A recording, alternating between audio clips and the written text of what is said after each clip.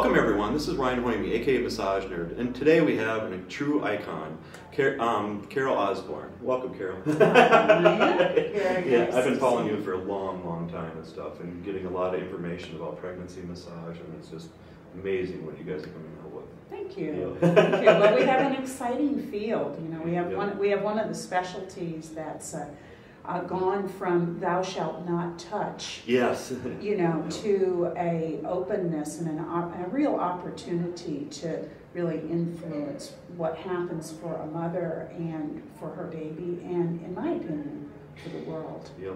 Because back when I went to massage school in the '90s and stuff, I mean, a lot of times first trimester, stay away, and all these different kind of things. But right. It seems like it's changing and stuff a lot. Well, it is, but there's still a tremendous number of myths, misunderstandings, little bits and pieces of information that people have heard here or there that they somehow build a whole philosophy upon. Yep. You know, and unfortunately, even in our field, the kind of cultural idea that pregnancy is a medical emergency about to happen, particularly labor, kind of permeates. So there's on the one hand, oftentimes a real alarmist attitude about working with pregnant women, and on the other hand, there can be this very nonchalant, well, just throw a few pillows underneath them, you know, and just go on about your business with it. And it really isn't a case of either one of those things. You know, for me, there's a tremendous amount of intellectual knowledge that is really important for making appropriate decisions and guiding your work with a pregnant woman. That's essential. Yep, definitely. And then, I mean, there's so many like body cushions out there, or massage tables with the holes cut out. Right. And, I mean, are people recommending the tables with the cutout anymore, or? Well, you know, one of the interesting things is that there's a handful of us who have really specialized in this work, in this field, for some of us for 30 years, you know, others 20, 15, 10 years.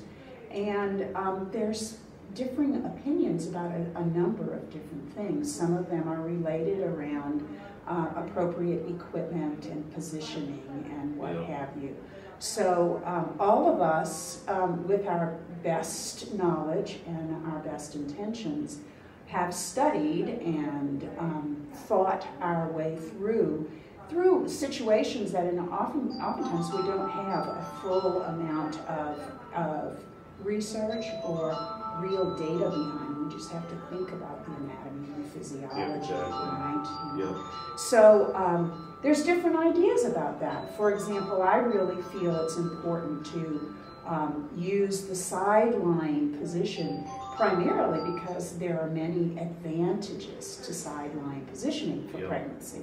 And so we get around all the possibilities of there being either safety issues and or comfort issues with prone positioning, regardless of what kind of things you put a person in. Once they're on their side, then if you've properly supported them on their side, that's really going to be the safest. Plus, you've got a position that really facilitates actual treatment goals. And are they as strict about one side than the other still? Or not? Well, you know, that's another kind of common misunderstanding, right? There's this sense of, oh, you should only work with a woman on her left side.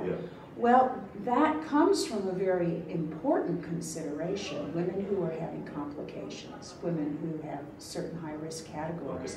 There's an additional concern that the baby would get enough blood supply. The left sideline position has a slight advantage over the right sideline position. And so when a woman has one of those conditions, her doctor or her midwife will oftentimes say, you should lie on your left side. But the vast majority of women are neither having a medical condition nor are they in a high-risk category. So 3/4 of women don't fit that category. So they're unnecessarily suffering on their left sides if they themselves are confining themselves that way when it's really not a health necessity. You got this Kind of awesome book here. I think it's rather awesome, as a matter of fact. Yes, shall I kiss my baby? Yeah, there you go. Yeah, it's kind of like that, because this is truly an infant, right? Yeah. Just 3 months ago, this book came out. So, but it's a second edition of a book that I wrote over a decade ago. So yeah, so this is my. I've been working on this for a number of years, obviously, and I'm thrilled that Lippincott Williams and Wilkins published the book. Awesome. And you see, I took my baby away. Go ahead, you can call me Brian. I'm sorry. That was not very nice of you. I'm sure it'll be safe in your hands. So you also teach a lot of workshops and seminars and stuff like that too? Yeah, I do. I love to get my really my hands-on things. So I do a very, very hands-on workshop, particularly with the background that student therapists can have with the book itself.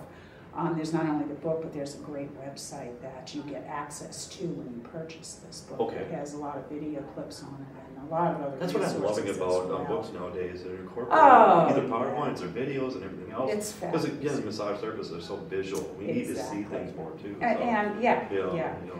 But to me, I want to do it, right? And I want you to feel what I'm trying to communicate, and I want to watch you do it. Yep. So my workshops that I teach a 4-day workshop is the thing that I primarily do, and that's very much it's a good 80 to 90% of it is hands-on work. Oh, that's awesome. Yeah. Because that's what a lot of therapists are looking for in those technique-based classes and stuff. So. Yeah, and that's what you want to come to someplace and spend your money for, is to really get a lot of kinesthetic experience, right? And to get the inspiration that you can get when you're with other like-minded students, who share same interests. Yep. And what are these two things you have here? This is just the brochure from my workshop, Pre and Perinatal Massage Therapy, same title as the book here. So it's just my workshop brochure. I didn't know if you wanted to have a copy of that. And can people request these on your website? Yeah, absolutely. The schedule of the classes that are being offered around the country is up on my website, as is. You can buy the book there too. You can also get a sideline positioning system. That's what this is. I got the wonderful opportunity, along with Claire Miller and a number of other folks who specialize in pregnancy, as well as people who really are concerned about sideline positioning for other client groups as well. But I got a great opportunity to put a lot of input into this sideline positioning system by Oakworks. And I didn't bring the whole system here because I figured that was going to be a little overwhelming, right? But the positioning system itself is a glorious tool designed especially for sideline positioning. And so it really takes into consideration all the little details of what you need to have a breast comfortable when you're laying on your side. And it looks a little bit different than I'm used to and stuff. So it is. It's definitely a different design. And there's even a pillow. And it can be reconfigured and strapped together in a clever kind of Oakworks engineering ingenuity to put a strap around it to use it for semi-reclined that's positioning. What you're using. That's what it's being used for there. It's pretty exciting.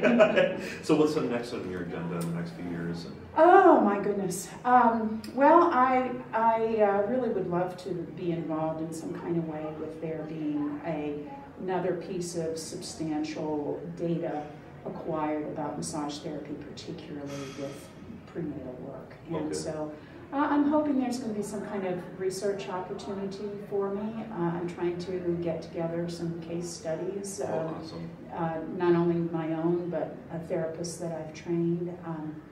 I'll also be redoing some other of my other textbooks and things in the next few years. How many do you have now?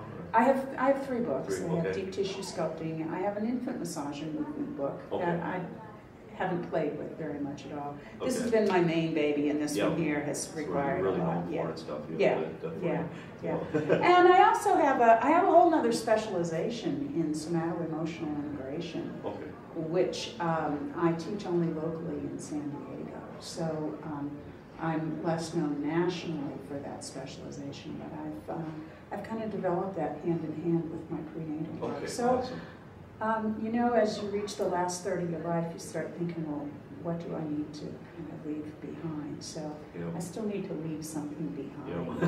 I need to leave a little breadcrumb trail on that a little bit, just in case there's something that others might want to build on. You've left us so much already. So. Well, I hope so, Ryan. I hope so, Ryan, because if I haven't, then I've really missed an opportunity, and we so much need to have not just one good therapist doing her thing, right? We need to have a whole real sensitive, I hate to use the word army because we certainly aren't an army. Perhaps we are a flock. Oh, that's, I like that term. A flock, in the best sense of that, of a group of nature's creatures, and maybe a flock, meaning a group of those who carry a spiritual purpose. Because I think that's what we're doing with our work when it gets down to it, along with addressing, the lumbodorsal fascia. Say that 10 times fast. Right. Exactly. And what's the best way for people to get a hold of you then? Probably through my website, which is not my name. It's bodytherapyassociates.com, which is my business name. But you can pretty much Google me and you can find me that way too. Carole at Body Therapy Associates. It's my email address. Give me a call. Visit me on Facebook. I'm making my way into Facebook, and I have a Facebook page now. Keeping it separate, trying to from my personal life, but working on that. So there's a lot up there as well. It's been an absolute pleasure. Same here, Ryan. Thank you very much. Thank you. Thank you. Here, I'll give you this back. Sure you don't want to babysit? No. Okay. So I won't want to give it back. So. Oh, well then, never mind. You can't ever. All right, Ryan. Okay, thank you very much. You're welcome. Bye-bye. Thanks, everyone. Thank you.